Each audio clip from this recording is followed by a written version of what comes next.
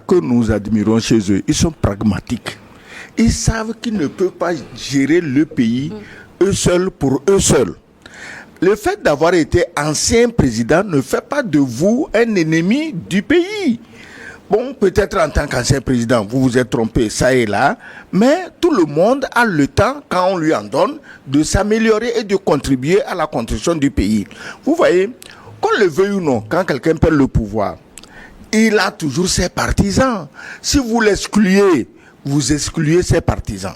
Donc, il faut faire venir tout le monde, parce que c'est tous les enfants du Niger qui doivent décider. Il ne faut pas que demain on dise il y a telle frange qui avait été exclue. Vous voyez. Donc ces pays sont des pays où on travaille avec l'intelligence. Nous ne sommes pas dans le cas de certains pays où les gens ne rêvent que vengeance. Attendez, quand on va prendre le pouvoir, vous allez voir. Vous êtes là-bas, vous faites ci, vous allez voir. Vous voyez, ces gens qui parlent comme ça, ils sont des gens qui travaillent contre les alternances dans leur pays. Mais quand des militaires prennent le pouvoir et disent tout le monde, ancien comme nouveau, venez, on va échanger, je crois que c'est un exemple que tous les pays doivent suivre. Mamadou Issifou. Oui, peut-être aussi qu'il faut le rappeler, il n'était pas le seul, ils étaient 3 anciens présidents, c'est une très bonne chose.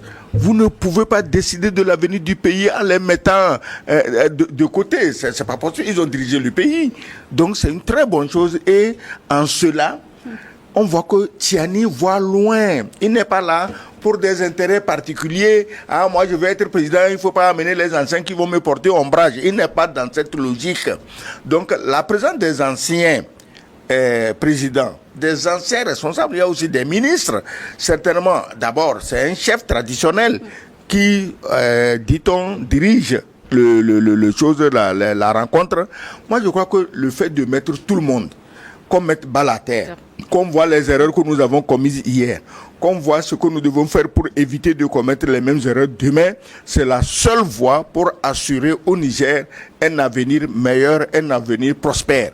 Ce n'est pas la politique des vendettas. Vous allez voir, quand nous on va arriver au pays, on va vous pendre tous, on va vous fusiller tous. C'est des militaires, ils ne disent pas ça. Mais des égarés qui se disent civils, voilà les propos qu'ils tiennent. Voilà. La présence. Est-ce pour aider dans les discussions ou influencer ces discussions? Non, c'est d'abord de dire qu'un président de la République est pour un État un vrai patrimoine. C'est-à-dire n'est pas président de la République qui veut, mais qui peut. Et une fois que vous êtes dans le fauteuil présidentiel, vous capitalisez une bonne dose d'expérience. Vous possédez pendant un moment l'âme du pays. Et donc vous connaissez les dessous, les dessus, les alentours, en tout cas tous les défis qui se présentent à un pays. En tant que tel, vous devenez un patrimoine et un joyau pour le pays lui-même. Voilà pourquoi lorsque vous êtes dirigeant d'un pays, vous devez comprendre que vous êtes dans un sacrifice extrême pour construire le bien commun et travailler dans le sens de l'épanouissement d'un peuple. En tant que tel, tant que vous êtes vivant, vous voyez ce qui se passe aux États-Unis.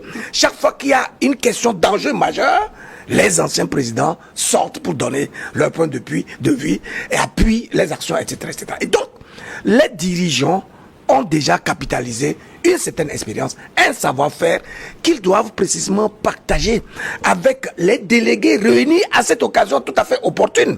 Pourquoi? Parce qu'il s'agit là de mener des réflexions approfondies sur les voies et moyens par lesquels on peut sortir le pays de l'ornière. Donc, le président de la République, l'ancien dirigeant qu'il a été président, ministre ou quoi que ce soit, qu'il a eu à détenir une portion du pouvoir, c'est qu'il a engrangé quelque chose, une certaine connaissance et savoir-faire qu'il doit pouvoir transmettre justement à ces intellectuels qui sont réunis sur cette question-là. Je pense que l'un des phénomènes majeurs auxquels nous avons presque renoncé dans nos pays, c'est le principe de la transmission. Toutes les sociétés du monde évoluent sur la base de la transmission de la connaissance. Voyez-vous? Et donc, voilà pourquoi nous prenons la promotion et l'exaltation des valeurs. Et il me semble qu'un dirigeant ne peut qu'être l'incarnation achevée des valeurs identitaires qui doivent représenter un pays. Et en tant que tel, c'est l'occasion rêvée pour ces anciens dirigeants-là de participer justement à ces gens d'assises et donc d'enrichir les réflexions en connaissance de cause. Vous les voyez comme un petit comité de sages Absolument, c'est-à-dire c'est des contributeurs majeurs en la matière et donc ils doivent participer, ils doivent meubler justement la réflexion de sorte que les pistes qui seront définies là soient les pistes les plus objectives possibles qui reposent sur des faits concrets en connaissance de cause, voyez-vous.